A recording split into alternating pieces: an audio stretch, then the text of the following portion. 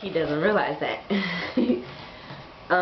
He's basically saying that, like most people, when they tend to think that God's not there, they just, give up faith and give up hope and turn to other things, and when they should stay with God in order to better their relationship with God and just be better in themselves, but they fail to realize that because they can't handle the hardships of, being a Christian.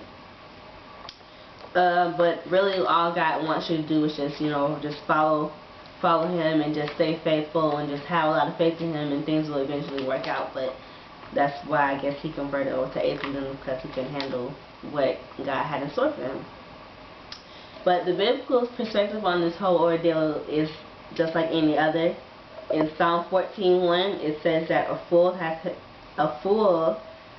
said in his heart, there is no God. And basically, God basically replies that whoever denies me to man, I also deny them until my Father, which is basically showing that God wants you to have the same demeanor for Him at all times, no matter who you're around, no matter where you're at.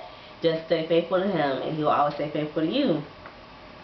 But the opponent fails to realize this again, because he's labeling himself as an ex-Christian, but you really can't do that, because you can only have salvation once. You can't get rid of it once you have it. External evidence for God's existence is used in a statistic formed by Dr. Stephen Unwin. He claims that he used a 200-year-old formula that can calculate the existence of an omnipotent being. He also said that it has worked in the events of nuclear failure and likelihood.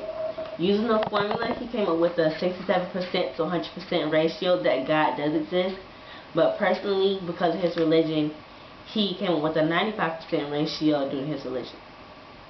Others say that he is wrong and that the odds are 1,000 to 1. But in John 14:6, God says He is the way, truth, and the light, signifying that He is everything and has always been everything, and believers should have a 100% belief rate in Him. Not 67 or 95.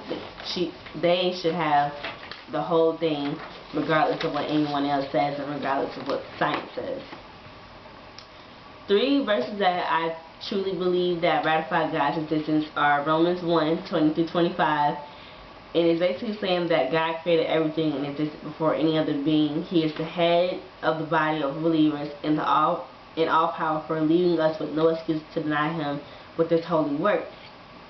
The second verse is Hebrews 11:6-10, in which he states that without His believers having faith, it is impossible to please Him in any way.